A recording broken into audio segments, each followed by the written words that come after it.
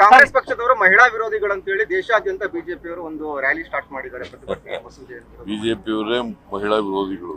ಮಹಿಳಾ ಮೀಸಲಾತಿಗೆ ಯಾವಾಗ ಶುರುವಾದ್ರು ಮಹಿಳಾ ಮೀಸಲಾತಿ 73, 74 ಅಮೆಂಡ್ಮೆಂಟ್ ಮಾಡಿದವ್ರು ಯಾರು? ಅದನ್ನು ವಿರೋಧ ಮಾಡಿದವ್ರು ಯಾರು? 73, 74 ಅಮೆಂಡ್ಮೆಂಟು ಮಹಿಳಾ ಮೀಸಲಾತಿಯನ್ನ ಲೋಕಲ್ ಗೌರ್ಮೆಂಟ್ಸ್ಗಳಲ್ಲಿ ಕೊಡಬೇಕು ಅಂತ ಮಾಡಿದವರು ಕಾಂಗ್ರೆಸ್ನವರು. ಅದನ್ನು ರಾಜ್ಯಸಭೆಯಲ್ಲಿ ಕೆಡುವುದವ್ರು ಯಾರು ಗೊತ್ತೇ ನಿಮಗೆ? ಮತ್ತೆ ಇದನ್ನ ಮಾಡಿದವ್ರು ಯಾರು? 73rd, 74th ಅಮೆಂಡ್ಮೆಂಟ್ ಮಾಡಿದವ್ರು ಯಾರು? ರಾಜೀವ್ ಗಾಂಧಿ ಅವರು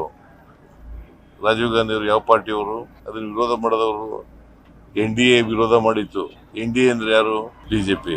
ಮತ್ತೆ ಅವರು ಈಗ ರಾಜಕೀಯ ಮಾಡ್ಲಿಕ್ಕೋಸ್ಕರವಾಗಿ ಡಿಲಿಮಿಟೇಷನ್ ಸೇರಿಸಿ ತಂದಿದ್ದಾರೆ. ನಾವು ವುಮೆನ್ ರಿಸರ್ವೇಶನ್ಗೆ ವಿರೋಧ ಅಲ್ಲ, ಡಿಲಿಮಿಟೇಷನ್ಗೆ ವಿರೋಧ ಅಷ್ಟೇ.